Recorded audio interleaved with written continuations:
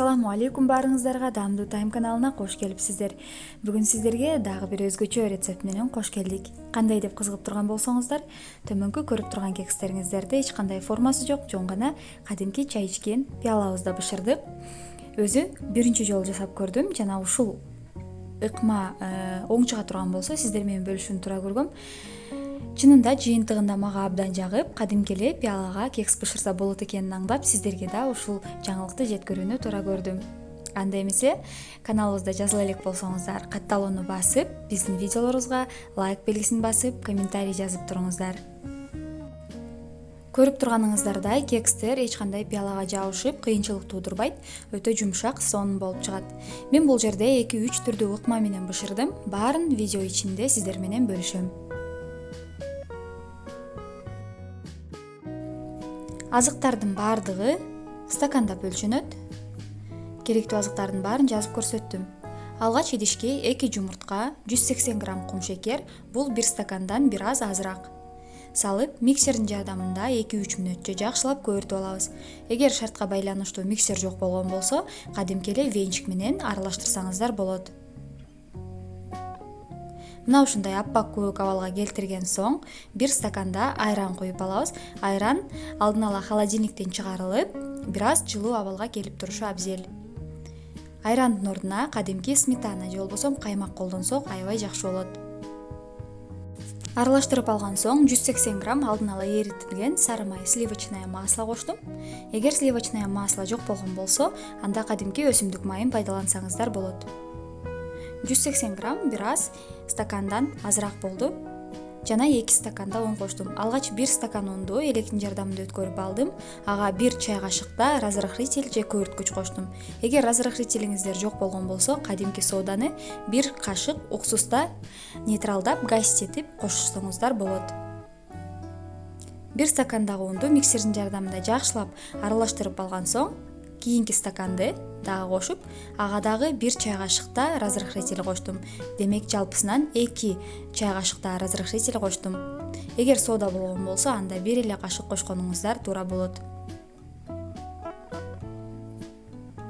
Массаны тегиз абалга келгенче жакшылап аралаштырып алабыз. Табитиңиздерге жараша ичине каалаган начинкаңыз кошсоңуз болот. Менде кадимки мейиздер. Мейизди бир аз un кошуп, унга булап алып, андан кийин салабыз. Жакшылап аралаштырып жиберебиз. Кекске даяр болгон аралашмабыз мына ушундай.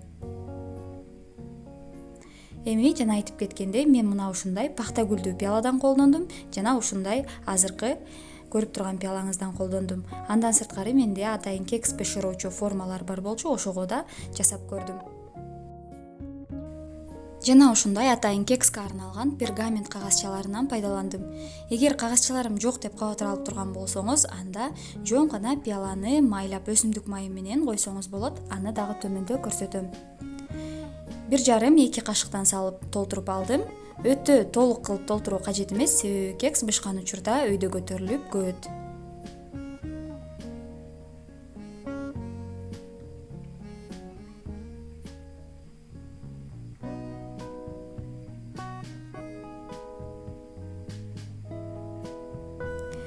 Достор, эгер сиздерге каналыбыз макул келип жагып жаткан болсо, сиздерге пайда берип жаткан болсо, сиздерден өтө чоң колдоо күтөбүз.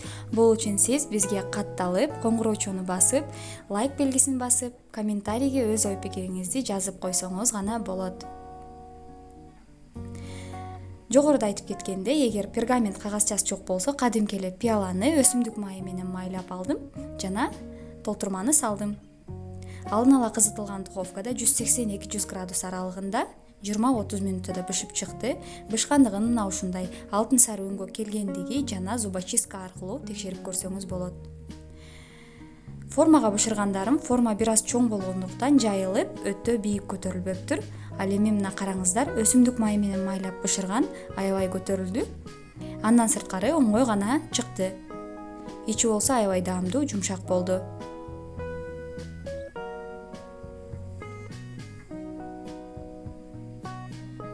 Көрүп турганыңыздардай, бардык усулда аябай кооз болуп чыкты. Даамын татканыбызда аябай даамдуу экен. Ушул бойдон дасторконго тартсаңыз болот, же болбосо шоколад менен мен сыңары гүлдөп койсоңуз болот. Шоколадты майда бөлүкчөлөргө бөлүп, целлофан пакетке салып, аны учуна мына ушундай тигеп, кайнак сууга салып эритип алдым. Жана кайчы менен учун кыркып, өзүңүз каалагандай гүлдөп койсоңуз болот.